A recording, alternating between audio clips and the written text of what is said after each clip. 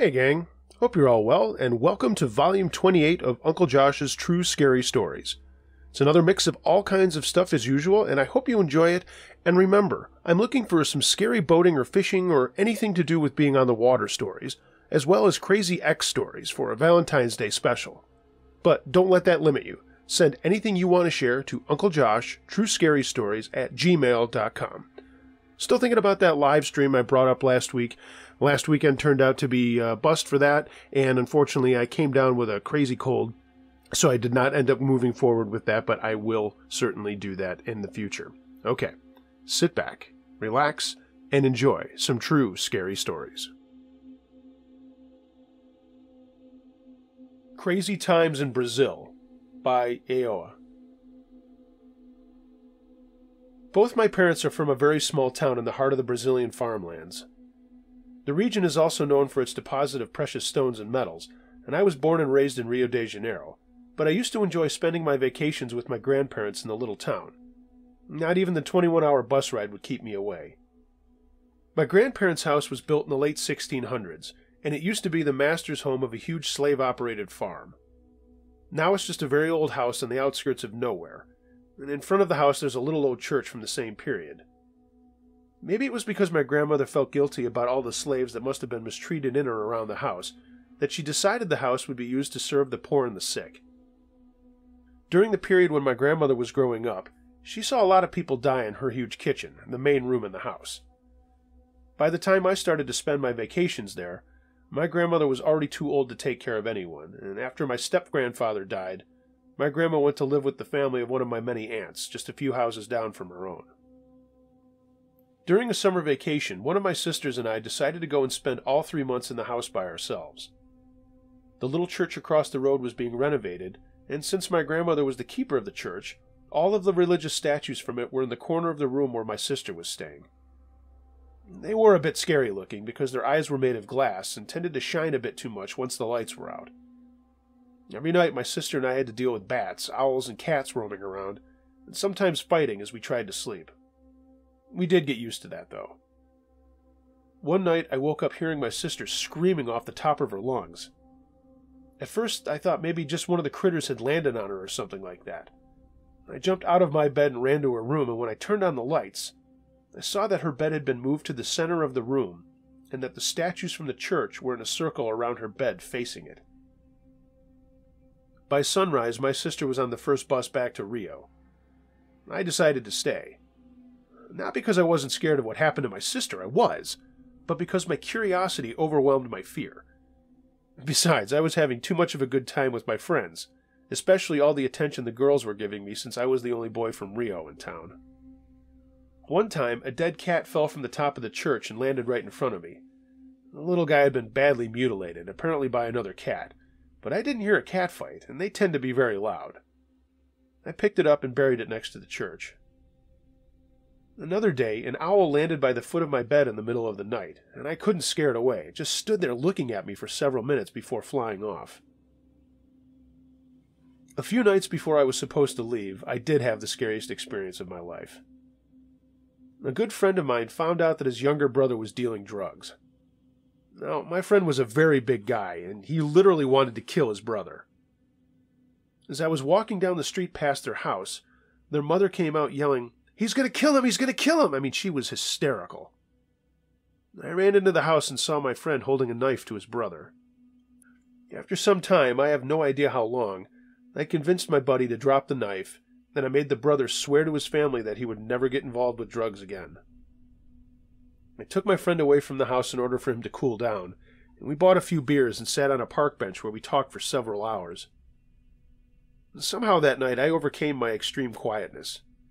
Being a math, physics, computer geek, I was never very talkative. But that night I spoke like a priest and counselor. Funny, since I consider myself an atheist. At the time I thought I would never forget what I had said in that inspired moment, but the events that were about to follow completely erased the words from my mind until I actually had to sit down and force myself to remember. While my friend and I were talking, an old stray dog came by and sat next to us. We had a bit of food, so we fed it to the dog, and as we left the park, the dog started to follow us. We walked to my friend's house first since it was on my way, and for the rest of the long walk back to the old house, the dog walked right next to me. I enjoyed having some other company on the walk back home for a change. On the way there, I saw a goat jump over a wall and onto the street. I never heard of wild goats walking the streets, but there it was. As we approached the old church, my faithful companion started to roar and act really bizarre. Whatever it was that he was seeing was scaring the hell out of him. I decided to go back a couple of blocks, then walk around the longer way home in order to avoid the church. As we walked out of the woods into the clearing at the back of the house, the poor old dog went berserk again, and started to bark and walk back and forth, keeping his eyes on the house. He then grabbed a stone into his mouth and started chewing on it. I could see a lot of blood and pieces of teeth falling out of his mouth, until he finally dropped the stone and ran away. I was petrified, not sure whether I should go back into the house or sleep on a park bench. It was cold, so I made the right decision and went in. Once inside the house, nothing seemed different, except for the level of my fear. A couple of bats flew by, but that was common. I managed to calm down and went to sleep. Not much later, I was awakened by some very heavy footsteps. It sounded way too heavy to be a person, but I could hear the old wooden floors bending and cracking. I gathered enough courage to unlock my door to go see what it was, and I saw a horse walking out of the room where my sister had had her experience. I was the only person with keys to this house, and being from a violent city, I always locked all doors before leaving home. I have no explanation on how that horse got in there. I opened the door, and the horse walked out. I realized I couldn't go back to sleep. I turned on a TV, and there was an antenna on top of a tree next to the house, so at night we could get channels from not too far away cities. I just started to watch a horror movie of all things. Then it came like an explosion.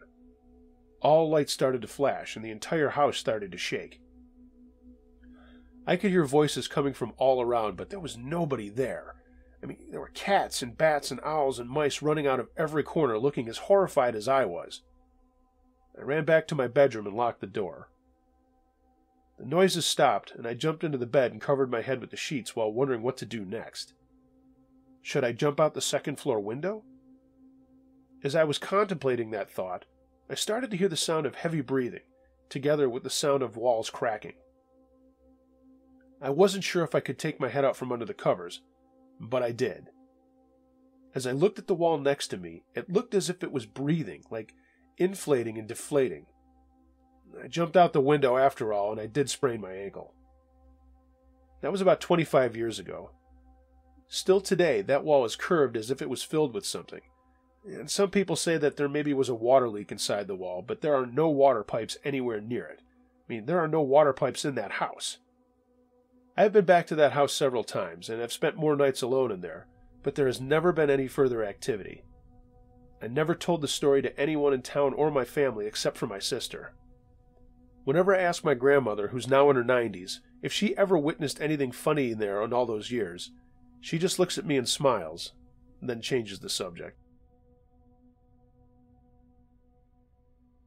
The Dirtbike Incident by That Italian Guy. Now, I know this one's going to sound a little strange, but bear with me here. I had a very close friend, and for this story, his name's Max. Max's mom and dad are stockbrokers, and both make a lot of bank, so we live in nice neighborhoods in the Chicagoland area. One thing we've always loved is dirt biking and off-roading in general. Well, Max loved it so much that his dad and mom made him a pretty lengthy track in his backyard, and we rode on it rain or shine. I knew it like the back of my hand, but we abandoned that part of his property because one day it had just got done raining, but it was still surprisingly dry, and he said, "Yo, want to go for a ride with your new bike, man?" "Fuck yeah, let's go right now," I said. We rushed out, and I kick-started my bike, and we went for a ride. There's one tight turn we've referred to as River's Turn because if you go too fast, you'll run into the river out the back of our houses. Anyways, I just got my first Honda, a Honda 100R, and I came in a little fast but was able to kill the bike and hit the brakes. And then I saw something. Just some dude, cut to shit. He was shooting up heroin and had a gun dangling from his jean pocket. I said, "Hey, what the hell are you doing? I'm getting my gun." He jerked his head towards me and says, "Not if I get to you first," and then he bolted after us. My bike's off. Shit. So I take off back up the hill from River's Turn. We run to Max's, grab his dad's long rifle, and run out looking for him. Now it's fucking raining again, and I turn on my flashlight on my iPhone 5 and we look around. Max's bike is gone, and we don't know where this dude is. We run to Max's only to realize his dad's at the door waiting for us, saying, "Why the fuck do you have my gun?" "Sorry, Dad, there was a crazy dude out back and he took my bike." His dad grabbed the gun, and we went back inside and never told anyone else but Max's dad. A crazy heroin addict tried to sell my friend's bike and was arrested about a week after we had seen him. I never got that guy out of my head. His bulging veins and cuts on his arms, the gashes in his pants and the cuts clearly visible on his knees, and his eyes, these crazy bastard "I'm gonna gut you" eyes, were menacing blue but somehow terribly threatening. Me and Max have long since retired that course and now just drive to Indiana to ride, and it's much better. Longer courses, and no homicidal heroin addicts around. My Strange Houses, submitted by Anonymous. As a child, I always lived in old houses, and by old houses I mean built in or around the early 1900s, so I've always been aware of their characteristics. It was a great find when my husband and I acquired a property with 2 houses on a 7-acre mini-farm. After signing the final documents and leaving the attorney's office, we headed for the property. The main entrance was down a tree-lined drive that forked off to the left where one of the 2 houses stood. A brick house built in the 60s. The main entrance was down a tree-lined drive that forked off to the left where one of the 2 houses stood. A brick house built in the 60s. My husband parked there, and I, however, left the truck and walked down the drive under the very old apple and pear trees that had long outgrown their pruning. This transitioned into a drive made of small stones just before the second house was visible. The path forked out into a circle drive with very old oak trees that canopied the setting. The house with all of its character stood silent, but it was calling to me as if I were coming home. On the front porch was a board of slate, and as I picked it up, I heard a voice say, "Olivia, Olivia." I looked around, knowing that no one was there, but I walked to the back of the house to look because it sounded so audible. Beside of the house was a well that had been capped and sealed many years ago. The porch was long and the roof covered its entire length, and the windows were handmade, so they had that slight wave pattern that older houses have. And this one dated back to 1862, so it was Civil War era, and it had seen its share of tragedies over the years. My husband found me sitting on the porch, still holding the slate board, and later through the attorney, we had set up a meeting with the previous owners whose husband had built the brick house. We talked for a while about the property, and I asked her who Olivia was. Her face went white as a sheet. She asked why, and I told her what I had heard. So she informed us that Olivia and her father had lived there during the Civil War. Olivia was to marry a young man whose family owned the next farm over, adjacent to theirs. Her young man was killed in the war, and she never married. She lived in that house and took care of her father until his death. The attorney looked at me as if to inquire of my decision of legal steps, so I cleared it by saying that that's perfectly fine. I love the place and it feels like home. My husband, on the other hand, was a bit creeped out and wanted nothing to do with the old house, as he called it. One day after work, I came home to find my husband writing a book. And this was out of the ordinary because he was not a reader, and certainly was no writer, I thought.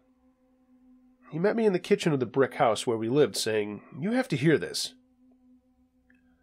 Putting groceries away, I stopped in my tracks when he said that something was telling him its story, and he was writing it. I asked if he was okay, and if he felt fear or danger, and he said no, only an urgency to get it finished. Now, a bit of history on the man who built the brick house. He was a writer, and some of his work had never been found until we decided to give the attic a thorough cleaning. A box in the corner under a tarp had the man's name written in bold on top, so we didn't open it. We called the previous owner, who informed us that when her husband died, he was writing a story that he could just not take a break from, and he died writing it. That very day, we finished the attic and latched it closed and never went up there again. My husband stopped his writing and packed up the script and has not opened it to this day. We eventually sold the property to a history buff that knew full well what he was purchasing. A word of warning: be aware and cautious of urgencies to do something out of your normal or out of your character, because it could be waiting to work you to death.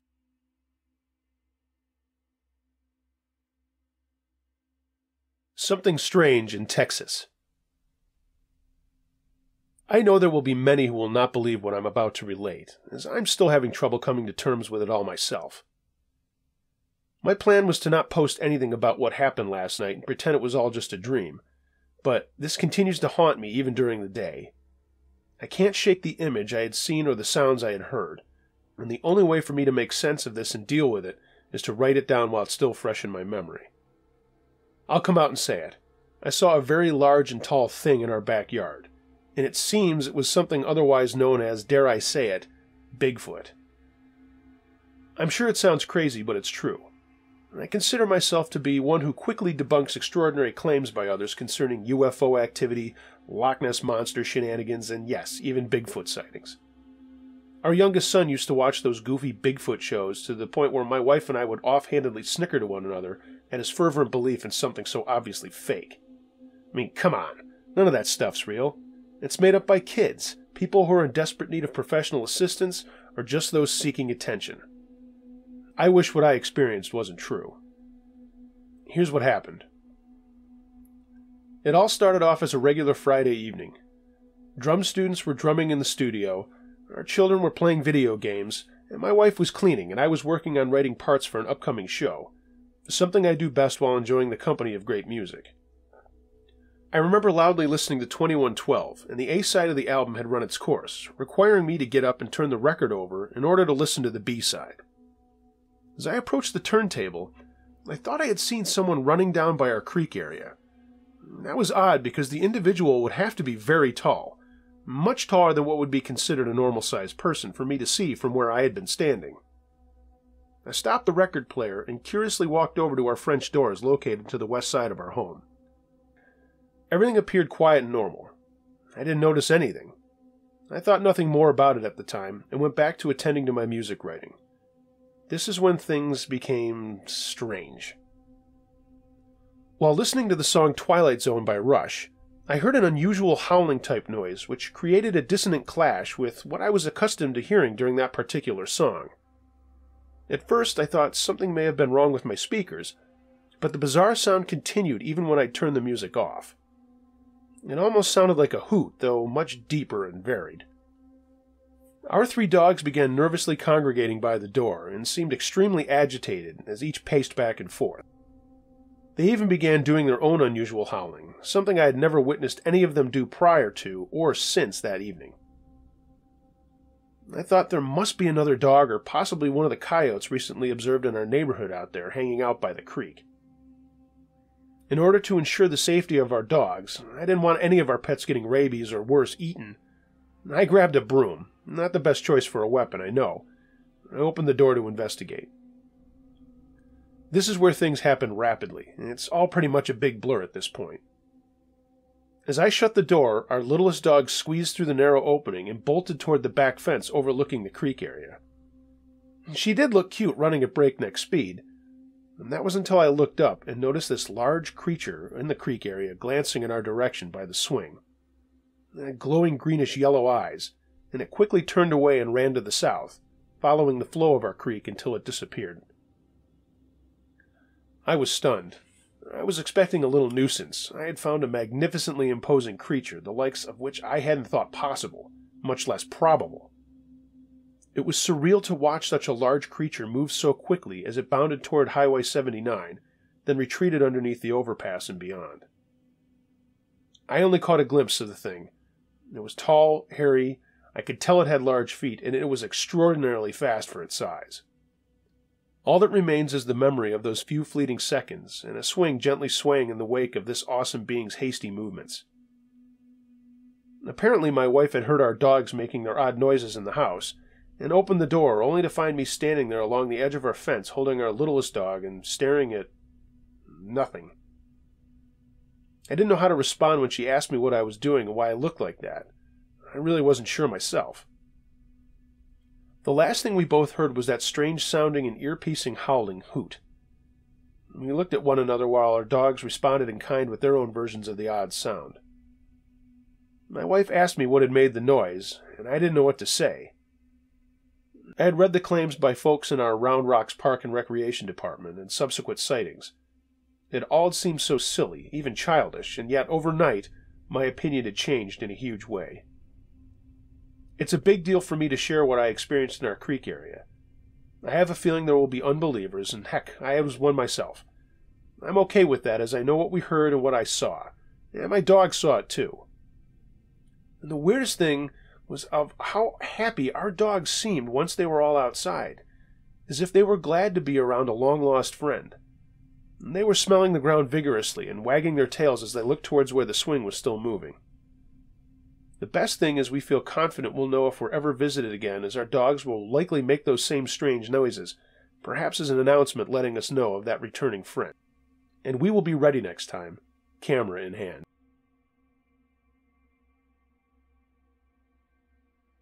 A Weird Family Ritual by Nuj Manok. So this happened to me while I was living in New Jersey at least 6 years ago. I lived literally 30 feet from the borders of New Jersey and New York. I'm a normal guy mostly, but people around me tell me that I used to say a lot of weird things. One time while driving in a wooded area of rural New York, I said to my friends, "I wonder how many bodies are buried here that haven't been discovered yet." I felt it was just a question while being morbid at best. Not a great way to make people feel comfortable, as they all told me to shut up because they all got goosebumps. So, even back then, a lot of people knew that I was a little more attuned to the nether side of the world. As I grew older, the mysterious nature of our world started to blend with our natural world that we see and hear. But for one time, for a short moment, it made me question reality altogether. Back then, I had a friend who was a very caring person. Every time the holidays would come like clockwork, he would graciously invite me to his family's house for dinners and events. But this one Christmas Eve felt a little different. Like I had a purpose to be there. Something or someone goaded me into being there that night. I was living all alone at the time, with my mom being in California and my sister in Ohio. It was good to just get calls from them during the holidays back then, and I felt like I was living my life the way I wanted to. After coming back from work to my small room that I rented from this one lady with her kid, I started to wind down from the ordinary day and started to drink some beers while watching Netflix. Time began to slowly fade away, and I was mindlessly watching the computer screen when I got a text from my friend. Let's call him Kay. Kay also lived with his mom and sister one town over. He asked me if I wanted to come over for Christmas Eve dinner, and since I only had packaged food on hand, I said okay. I thought the timing was a little weird, however. He said to come over around 9:30 at night. My family always ate earlier in the evening, but I shrugged and decided to get ready to go. I walked out of my place around 9:15, and a short little drive later, I was at his house. I hummed a little Christmas tune that was playing over my car radio. Not too long after I parked my car in front of the house, I felt bad just waltzing into someone's house, so I grabbed what little wine I kept in my closet as a gift to his mom. It was my favorite bottle of Cabernet Sauvignon from my home state. Kay's mom greeted me at the door, and she gave me a great big hug. For a short-statured woman, she always had this presence. Just being around her made you feel safe and warm. Kay's house had a weird floor plan.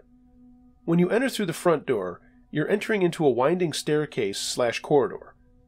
To the left was the bottom living space/storage room, and the door to the garage. To the right, you went up the staircase into the main living space with a warm fireplace and the kitchen. So we all headed toward the main living space or the kitchen for a warm drink. I think she was serving either beer or hot chocolate, and I think I had both. Now, the dinner wasn't served at Kay's house, because every holiday they would walk down the street and go to their aunt's house, or previously his grandfather's house, at the beginning of the street. Kay had a younger cousin, and let's call him Z. Z's mom was a saint, but his dad was an abuser. He didn't raise his hands to his wife, but verbally abused her since Z was born. Z gradually started to mimic his father and also berate his mom, which aggravated me to no end. Kay and I used to make fun on his behalf as a joke or a small payback at him for dishonoring his mother. And Z's mom was a great cook, and she also made lots of money as a major company accountant. I feel like her husband was always jealous about that. That nasty fat arse of a man. So her food was incredibly satisfying, and she cared for me like she was my own aunt. Anyway, after dinner, Z's mom and Kay's family walked back to Kay's house for a warm refreshment. I had hoped it was just a warm refreshment, but something curious was about to unravel. At the house, it was now around 11:30, and I began to think about going back to my room. But Kay actually asked if I could stay a little longer. At that time, I thought, why not? It's not like anyone was waiting for me at my room. So, after grabbing another warm refreshment, we all decided to sit in the upper living space. There was Kay, Kay's mom, Kay's sister and her friend, Kay's uncle, and not the fat guy, Kay's other cousin, Kay's uncle's wife, Z's mom, and me all sitting in a makeshift circle in the living room. It wasn't a perfect circle, and now that I think about it, it may have been planned out that way. Now, right before the actual thing happened, Kay's mom explained to me that they all sit together on Christmas Eve to think about all the people they've cared about who have passed and hope their spirits would join them with them on that holy night. She pretty much told me that nothing ever really happens, but they feel the warmness in the air and wish for a happy new year. This would have been just fine, but among them was a conduit to the other side. Yeah, they had a specific reason they asked me to come to dinner. I'm still always thankful for their care while I lived by myself back in those days, but that night was something completely different. I was about to find out exactly what in an unimaginable way. So a clock was ticking, and I began to feel woozy, like something in the air or atmosphere was beginning to change. Not exactly bad, but not really saintly either. I began to hear someone trying to clear out their throat in a corner between me and Kay's sister. Clearly, there wasn't anyone sitting there, but for me, I could hear this person. It sounded like she was trying to cough, but nothing was coming out, or perhaps she was just clearing her throat. I told Kay's mom that there was someone next to me that was doing that. Her eyes widened for a second, and she said Aunt Ruth was here with us. I asked Kay who Aunt Ruth was, and he started to tell me that he had a great aunt who passed away at least a decade ago from throat cancer. She had one of those holes in her throat so she could breathe. Everyone around was ecstatic except me, and I felt nothing but dread. Then, at the corner of my eyes, I saw a small shadow darting for Kay's mom's room. I started to sigh contentedly and said to Kay that I was glad to see his other dog, B. I had always had this love-hate relationship with B, because unfortunately while trying to pat his head, I accidentally poked him in the eye once. Kay sat next to me rigidly. He looked like he was in shock, and he said to me that can't be. I suddenly started to feel another pang of dread in my stomach as Kay told me how B had passed away in the summer. I said, that can't be, because I just saw B's shadow as he ran towards your mom's bedroom. Then Kay wildly reported to everyone what I witnessed. They began to explain that this was incredible and said they felt blessed to have their dog back one last time. I sat in my chair and started to feel sick. Shaking a little and just trying to process what was going on, but that feeling of sickness only lasted for a second. The one spot between Kay and his mom began to shine. It was so bright that I could not exactly make out what it was, but I felt a warm sensation, and it felt like someone was sitting there. The whole room enveloped in this warm glow and made me feel relaxed, even though something unbelievable was happening. It felt like St. Nicholas or the Holy Spirit was sitting in front of me, but this thing began to speak through me. It asked me to tell Kay's family that everything will be all right, and the year after will have nothing but great news. I told Kay exactly what I was feeling, seeing, and speaking. Kay's mom started to whimper and sob about Kay's grandfather, who was the pillar of the family. Now, this weird encounter wasn't finished by a long shot. As I saw this light begin to extend its light to Z's mom, it asked me to tell her that things will only get better from here, and she should not be afraid of the darkness that lingers in her home. As I started to tell her those exact words, Kay's mom and Z's mom began to sob together openly and loudly. This being of light had a clear outline of an elderly man in a military uniform. He thanked me in my mind, I guess, and he also told me to tell Kay that he was proud of him to follow in his footsteps. Kay, after hearing what I repeated from this being, held his face in his hands and his eyes began to well up. Then the figure disappeared. Now, in my head, this whole thing lasted only a few moments, but when I checked the time, almost 3 hours had passed. It was around 2:30 in the morning when I got up from my chair. All the family members either gave me a hug or a pat on the back or a handshake, but to me it wasn't exactly something easy to swallow. Something amazing and terrifying had happened in front of us, but everyone else was, except me, celebrating. I still can't fully wrap my head around it. I mean, I should feel like it was meant to be, or I was used as a gatekeeper to the other side. I only had more questions that were left unsaid. What did it mean by the darkness that lingers in Z's house? Who exactly was sitting in that chair that night, and what about the shadows? Do dogs even have souls or spirits? I can tell you that that was my first and last time hanging out with Kay's family on Christmas Eve. I think I was introduced into a seance without actually knowing the harm that could come out of it, and I'm not still 100% sure of whether or not I should be happy to be of service in that way. It's really strange to feel or see something that others cannot even perceive. I also feel that that evening could have unraveled in a much different fashion. Pardon the interruption, gang, but if you haven't checked out my paranormal call-in talk show, please do. The Edge of the Unknown features premier guests from the world of the paranormal, from the staunchest of skeptics to the truest believers. It airs live every Sunday night at 8 o'clock p.m. Eastern at theedgeoftheunknown.com. Now, back to the stories. Dangerous Jealous Boyfriend. Submitted by Road Warrior 357. Back in 2001, I got a job in the city I lived outside of, and after commuting for a few months, I decided to leave the apartment I shared with my friend Joe. I looked for something downtown and found a cool place not far from my place of work. It was a 3-story building shaped like a square and had a courtyard with an in-ground pool and patio area. It was mostly young people who lived there, but there were a couple of people in their 30s and 40s too. For the record, I'm a heterosexual male, and this plays a part in this story. I moved in and was enjoying being on my own for the first time, and after a couple of days got to know some of the people in the complex, and one of the guys shared a common interest in cycling with me. His name was Andy, and every time we bumped into each other, we would talk bikes, and we planned to take a ride outside of the city, out in the country. It was a Saturday, and we took my Subaru out to a rural school parking lot, parked, got on our bikes for a 30 or 40 mile ride out in the sticks where road riding is safer than the streets of the city. We had a blast and were talking about the upcoming Tour de France. Lance Armstrong wasn't an avowed cheater back then, and we talked about who would win the sprints, and talked about other riders we liked, like Stuart O'Grady and Andrei Kivilev. We got back to our apartment after a couple hours, and I said, "Man, I'm hitting that pool." And he said, "Good idea." So we took our bikes back to our apartments and put on swim trunks and met back at the pool. Andy and I were just cooling off and chatting when a voice interrupted our talk. "Andy, what the hell are you doing?" And there was a guy standing at the far end of the pool, and Andy replied, "Oh, hey, Christopher, grab some of my trunks and jump in." The guy just stood there with a bad look on his face. He came walking around the pool, and Andy said it was his boyfriend Christopher, and then he tried to introduce me to him as they were a cycling guy he had just met. Christopher didn't say anything for a minute. "I've been calling you for hours. What the fuck?" Andy looked taken aback. "I told you I was going riding this morning and I'd call you when I got back." "Well, you're back and here you are not calling me."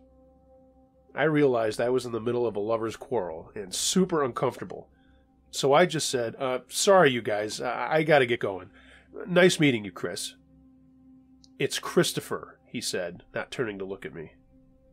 Okay, well, I'll see you guys around," I said awkwardly and swam to the end of the pool. My apartment was on that end of the pool on the 3rd floor. Before I went in, I turned to see them fighting and hoped I hadn't caused a huge problem by asking Andy to ride. Whatever, I thought. Went inside to chill out and take a shower.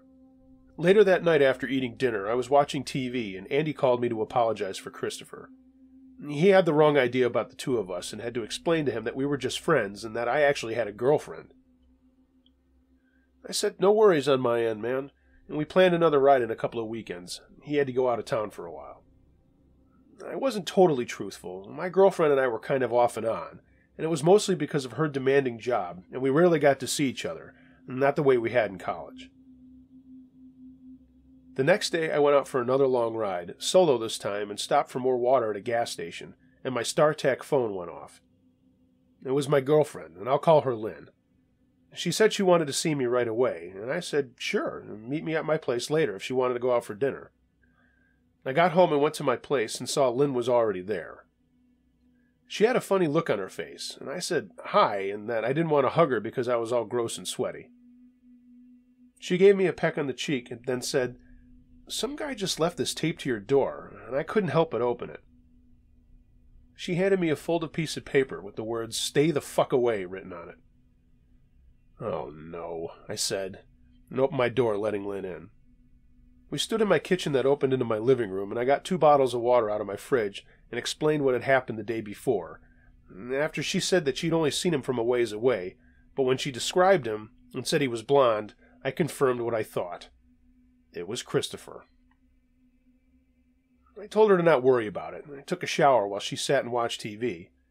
And when I came out, she launched into a story and was crying a lot through it all about how she missed me and hated her job and couldn't stand living at home with her parents anymore. I could see where this was going. She asked if she could move in with me, and she was going to quit her job and look for one downtown. I thought about it for a while and said, okay. I was a sucker for Lynn. She was really talented and pretty damn nice to look at, too. Lynn told her parents, who weren't super happy, but she was breaking free of everything. I wonder if anyone will get that cycling reference. All right, I'm a dork, sue me. She quit her job and moved in, and thank God she didn't have a bed, as that would have totally sucked to have to drag that up 3 flights of stairs. It was a pain in the ass as it already was. Lynn began looking for a job in earnest right away. We were full-on boyfriend-girlfriend again. I guess sleeping in the same bed does that, come on. She had saved enough money to help pay for groceries and stuff, and she would scour Monster.com and the paper all day for jobs in her field, and got some prospects going pretty fast. I just went to work and did my usual thing. The next weekend, Andy and I got in a ride, and when I went to work on Monday about 10 o'clock, my desk phone rang. It was Lynn, and she was upset, saying that someone was pounding on the door, and when she went out to look, no one was there, but there was another note on the door. I asked her to read it, and it said, "Keep it up, and you're a dead motherfucker."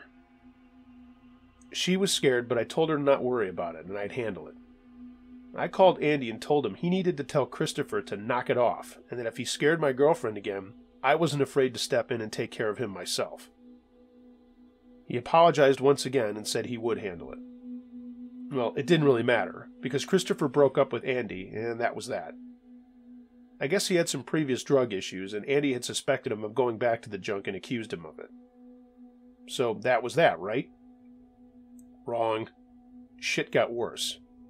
More notes, harassing phone calls to my apartment number, and one day when Lynn went to the mall, I gave her my StarTAC, and someone called it and was just screaming into the phone. She told me about it, and I was getting more and more pissed off. There was just a gate to get into our complex, so this idiot had easy access to my place, and that's why he was harassing me. I told the manager of the building every time something happened, and he finally said he was going to install some kind of lock on the gate and put an end to it. One morning I went to my car to find someone smashed out my windows, but didn't take anything that was inside. I reported it to the cops and told them about all the other stuff, but they said there wasn't much they could do. Lynn and I came home from dinner one night, and there was a dead fish on my doorstep with a note that said, "Gut you like a fish." I called the cops again, but same story. They did talk to Andy to see if he knew anything about this, but I knew he was in the clear and he was terribly honest about everything with them. Things stopped for a bit and Lynn got a job. To celebrate, we went out for dinner and drinks with some friends, and we're a little saucy coming home. We went inside and I just went for her, and pretty soon we were going at it against the kitchen counter. Suddenly there was a banging on the door and someone screaming all kinds of, "I'm gonna kill you tonight, fucker," and stuff like that. I looked out the peephole, and there's Christopher, all bloody and clearly fucked up. Now, I'm still a little drunk too, and now I'm pissed off that he interrupted us, so I told Lynn to call the cops while I called the manager on my cell phone. I put my shorts back on, and there was another barrage at the door. Christopher was kicking it near the doorknob, trying to break it in, and then I heard another voice out on the landing, my neighbor. Then I heard my neighbor yell out, "Fuck!" But I can't see what's going on. I open the door like a fool and see that Christopher has stabbed my neighbor and is standing over him. I went out there, kicked his arm really hard, and he lost his grip on the knife, but he turned to me before I could get back inside. He lunged at me, and I could see in his eyes that he was really messed up. He smelled terrible, and the sad thing is that my punches weren't doing anything to him. He was swinging his arms all over the place and trying to get in close to headbutt me. Lynn poked her head out the door and screamed, and I just yelled for her to get the police while I was trying to hold this drugged-up, fucked-up guy at bay. I finally kicked out again and got him square in the balls, and he staggered back a little, so I did it again, and he dropped to a knee. I took another shot and got him on the chin, and I don't remember saying this, but Lynn assures me that I did say it. I said, "That's what you get when you interrupt me from coming." Suddenly there were like 6 cops running up the stairs, and I told them to get my neighbor who was lying there bleeding from his arm. I noticed Lynn had only one of my t-shirts on, and the cops let her get dressed before the questions came. I told them everything they already knew. Chris, and fuck him, call him Christopher at this point, fuck that, his name's Chris. He was totally whacked out on what the cops thought was PCP. My neighbor ended up being okay, and while Lynn and I were shaken up, we went back inside to talk to the cops for a long time, and I thought it was cool that they let us have a beer and a glass of wine while answering questions. Turns out he was very abusive even off the drugs, and I kinda got that feeling the first day I saw him. That asshole was out on bail for a while awaiting his trial, and I can't for the life of me figure out why the cops let a guy who had a serious drug problem and attacked 2 people with a knife out to get into more trouble. We were nervous during that time, but he left us alone until he was convicted. I heard he's out of jail now. So far he hasn't come back to our complex, and I still live there. I hope he never does.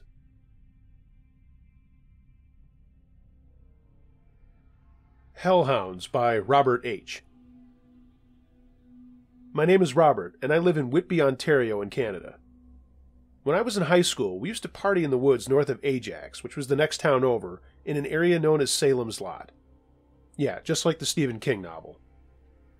The area was located north of Roslyn Road, a little east of Salem Road, hence the name.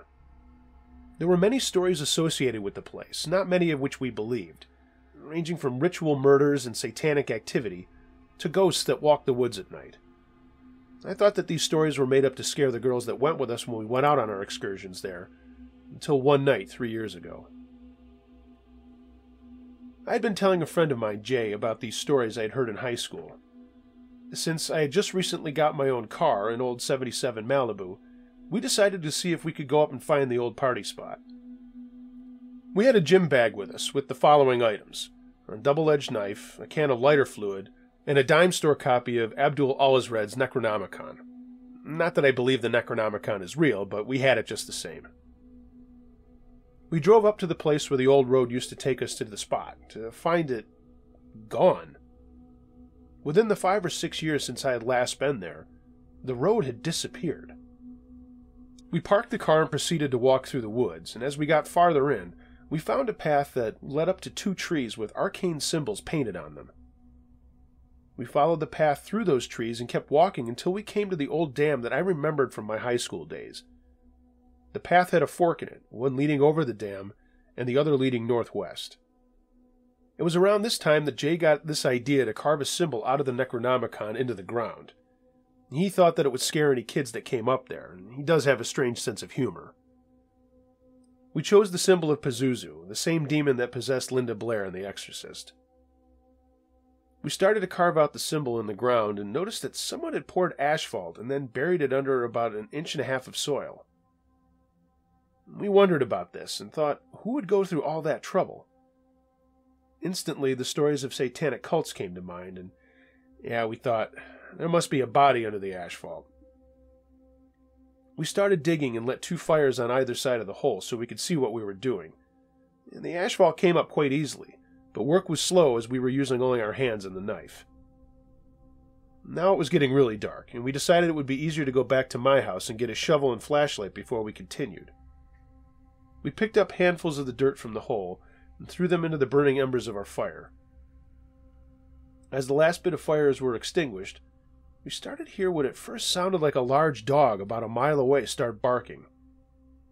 Between us and this dog was a very large cornfield that the main path ran parallel to. The rows of corn also ran parallel to the path, and it was within about 15 seconds that the sound grew from sounding like one dog to a pack of dogs tearing something apart that just refused to die. And it was getting closer. Within another 15 seconds, what had sounded like it was a mile away sounded like it was now 50 feet away, coming through the cornfield. And above all the howling, screaming, and snarling was a sound that was not unlike what a loose fan belt sounds like on a cold winter day.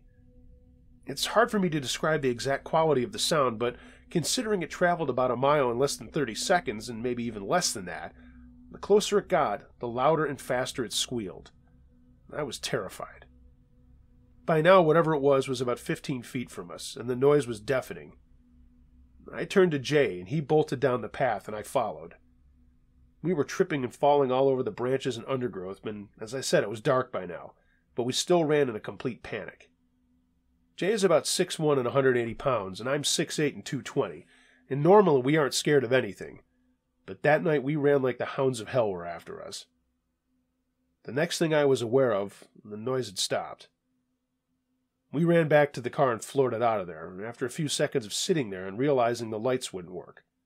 They did come on after a minute. To this day, I have no idea what caused that noise, but I am sure if we stuck around, I wouldn't be here to tell the tale. I've heard wolves, coyotes, and bears before, and this sounded like none of those. Later, we realized the asphalt were the remains of the old road we used to drive down, but I have no idea who took great effort to ensure no one would ever drive down it again.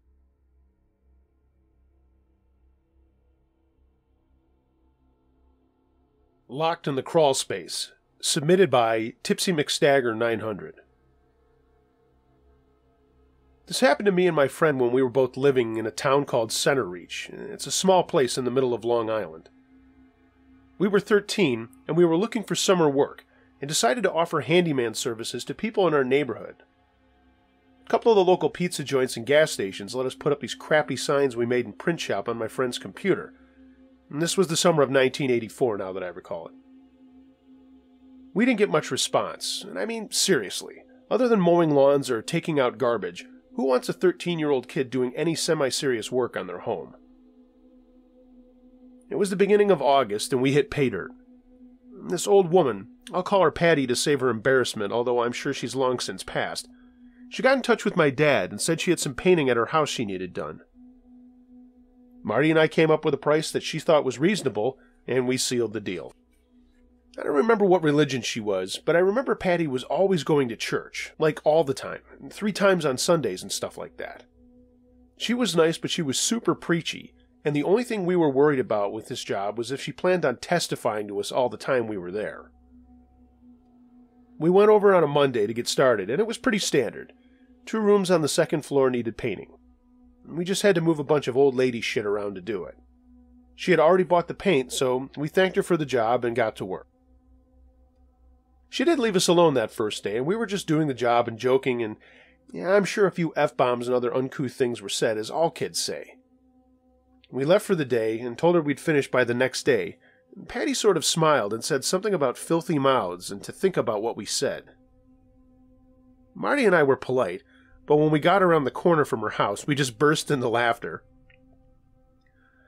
The next day we got back to work, and about midday, Patty asked us if we could get something out of the crawl space in one of the bedrooms. This was a little Cape Cod house, and there was a door in the wall that led to the space. I'll also mention that it was hotter than hell that summer, and there was no air conditioning at Patty's house. She just needed some box or whatever, so Marty said he'd grab it and went into the crawl space.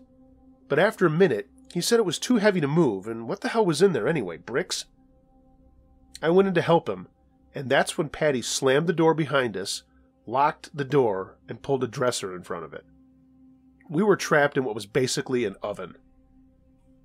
We pushed and pushed on the door, but there wasn't a way to get any leverage to really make progress, so we just started yelling for help. It was so freaking hot, and we basically went limp from sweating. It was well over an hour that we were locked in there before Patty opened the door and told us we could come out. There, Now you'll think more about what comes out of your mouths and stop taking the Lord's name in vain, she said. Marty and I basically crawled out and just laid on the floor, breathing heavily, before we weakly got up and went to his house to tell his parents what had happened. That bitch lied to our parents about how it happened and said we were just trying to get out of the painting and that we left without finishing the job. Our parents believed her and made us go back and finish. That woman was crazy as hell for doing that, and I avoided her like the plague even into my 20s before I finally moved out of center reach. I suppose this isn't too scary, but it was pretty terrifying being cooped up in there and sweating in what had to be well over 120 degrees. I'll always remember how scared we were and how we thought we weren't going to get out. I Don't Like Sock Puppets by If You Can Read This. I grew up in a trailer park, and my friend Ron had a girlfriend who lived in the trailer park with us. He had told me that she told him that her mom and dad practiced witchcraft, and we both didn't think much of it, but we at least understood why there was a huge cauldron sitting in their backyard. Oddly enough, no one really thought much about it at all. Ron and I were walking through the trailer park with one of our other friends, and we decided to walk through that yard, and we heard these really heavy footsteps walking through the trailer as we walked along the length of the yard. Ron said something like, "That's funny, she said they were out of town." So Ron decided we should say hi to her or try to find out if someone was in the house.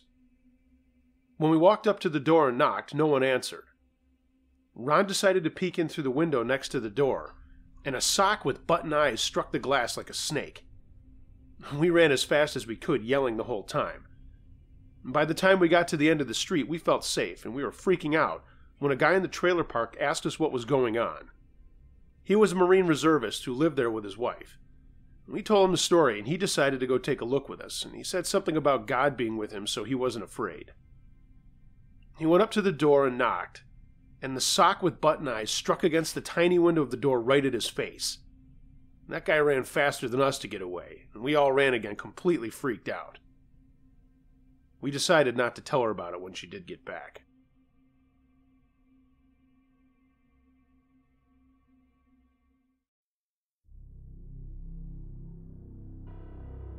Thanks for listening, gang. Please like, comment, share, and subscribe if you haven't and want to. And also, feel free to leave me a tip at my Patreon page and follow me on social media. Links to everything is in the description of this video. Send me any scary stories you'd like me to share, unclejoshtruescarystories@gmail.com. Everyone, be excellent to each other, and I will see you in the next episode.